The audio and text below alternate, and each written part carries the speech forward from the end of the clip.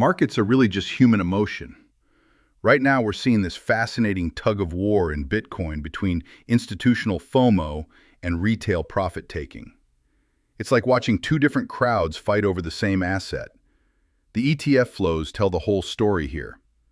We just broke a 5-day streak of 1.7 billion in inflows, with 277 million flowing out. But here's the thing.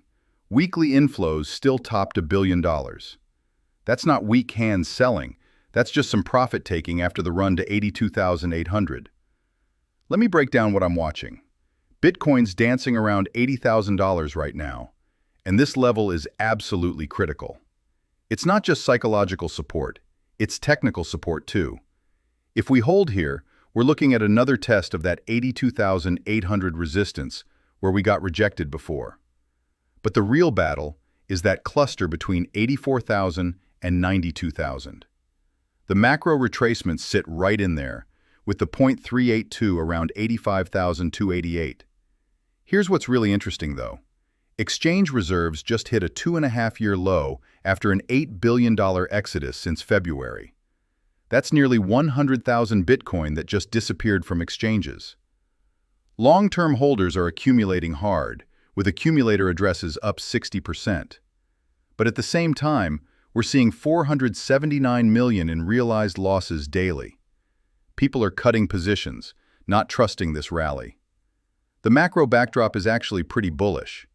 The Russell 2000 just broke out after a 64-month consolidation. That's historically been a signal for every major Bitcoin bull run. ISM Manufacturing PMI is confirming liquidity expansion too.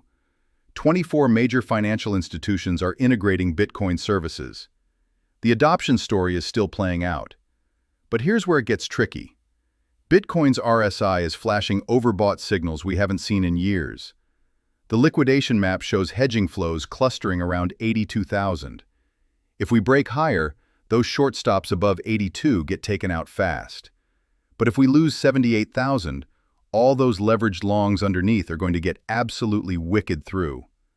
I'm watching two scenarios here. If we reclaim 82,800 convincingly, I'm looking at 83,000 for an entry targeting 92,000, with a stop at 79,500. But if 78 fails to hold, I'm eyeing 77,500 for a short down to 60,000, with a stop at 81. The key metric I'm tracking is that realized loss number. We need to see this compress back below 200 million per day to signal selling exhaustion. Until then, we're in this choppy zone where both bulls and bears can get hurt. Take your time with this one.